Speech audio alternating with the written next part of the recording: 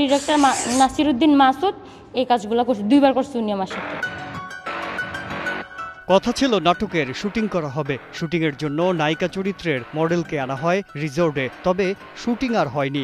নায়িকা হয়েছেন শোরের শিকার, আর পরিচালক নিজেই শোরের প্রধান ভিলেন। তবে বাস্তব এই কাহিনীতে কোনো হিরো উপস্থিত হয়নি নায়িকাকে বাঁচাতে।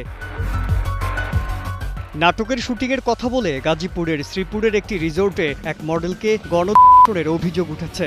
এ ঘটনায় ওই নারী বাদী হয়ে শ্রীপুর থানায় মামলা দায়ের করেছেন। এখন যদি তিনজন মিলে ধর্ষণ করে, এটাকে প্রকাশ্যে না, আমি যদি কাউকে ধর্ষণ করি আমি কি বলবো যে করছি?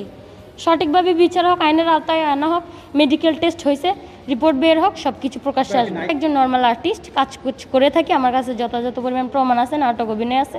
কিন্তু উনি আমাকে তো নাটকের কথাই বলেই আনছিল রিসোর্টে। উদ্ধার হচ্ছে যে আমাকে এই গাড়িতে করে লাঞ্চ করার পরে উনি তো ভয় হুমকি টুমকি দিয়ে সকালবেলা উঠে পা ধরতেছে, হাত ধরতেছে, আমার মাফ করে দাও, ক্ষমা করে দাও। পরে আমি হচ্ছে 2-3টা ছবি তোলার জন্য মূলত সুইমিং করতে যাই। ওই সুইমিংয়ে ওনার কয়টা ছবি তুলছি, যেহেতু ওনার কোনো ছবি আমার কাছে নাই। ওইটা আমি মাথায় রাখছি যে মামলা করব ওনাদের বিরুদ্ধে। এই জন্য আমি ছবিগুলো সুইমিং, আমি নিজেও সুইমিং করছি, ওই লোকেরাও করাইছি, মাতাল অবস্থা।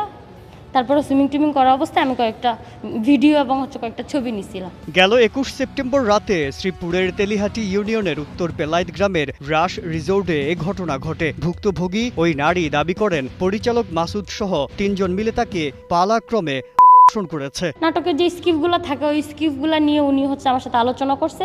আলোচনা করা 22 তারিখ আমাদের রাস রিসোর্টে যে নাটকের যে শুটিংটা হবে, মূলত একটা নাটক হবে, ওটা নাকি RTVর জন্য। যাই হোক, উনি আমাকে এই কথাটা বলছে।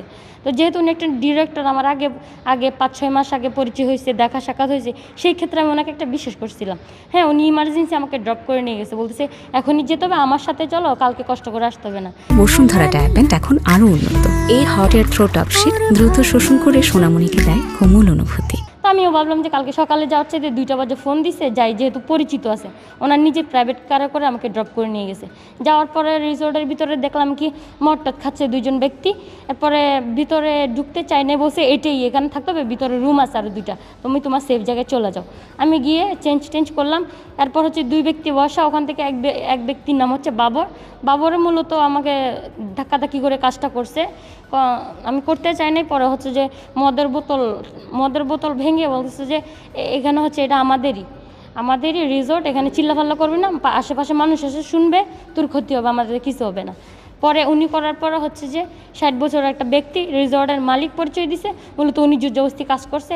এরপর ডিরেক্টর নাসিরুদ্দিন মাসুদ এই কাজগুলো করছে, 2বার করছে উনি আমার সাথে। আমি তো বারবার বলতেছি যে আমি বাধা দেওয়ার চেষ্টা করছি। 3 জন ছেলে, একজন কীভাবে পারে? এটা তো একটা মানুষের মস্তিষ্ক যদি তার ঠিক থাকে সে বুঝবে। একটা মেয়ের সাথে একটা ছেলের সাথে মেয়ে পারে না, তো 3টা ছেলের সাথে আমি কিভাবে পারবো? এই ঘটনায় গেল 26 সেপ্টেম্বর নাসিরুদ্দিন মাসুদ ও বাবর নামে 2 জনের নাম উল্লেখ করে শ্রীপুর মডেল থানায় একটি গণধর্ষণ মামলা করেন ভুক্তভোগী। যিনি বাবর, তিনি বলছে যে বিএনপির নেতা বাবর, মানে আমাকে এগুলো বলে হুমকি দিছে, বিএনপির নেতা বাবর। আরেকজন যে নামটা আমি জানি না, ওনার নাম যে নাম জানি না, সঠিক নাম জানি না, কিন্তু ওনার বয়স 60 বছর প্লাস হবে, প্লাস রিসোর্টের মালিক পরিচয় দিছে। আর প্রথম ব্যক্তিকে তো বললাম 1 নম্বর আসামি যাকে দিছি, ডিরেক্টর নাসিরুদ্দিন মাসুদ ওনার নাম। পুলিশ জানায় ভুক্তভোগী নারী এই ঘটনায় সঠিক বিচার দাবি ও প্রশাসনের সহযোগিতা প্রত্যাশা করেছেন। আমি যাতে সঠিক বিচার চাচ্ছি, আইনের আওতায় আসবে অবশ্যই।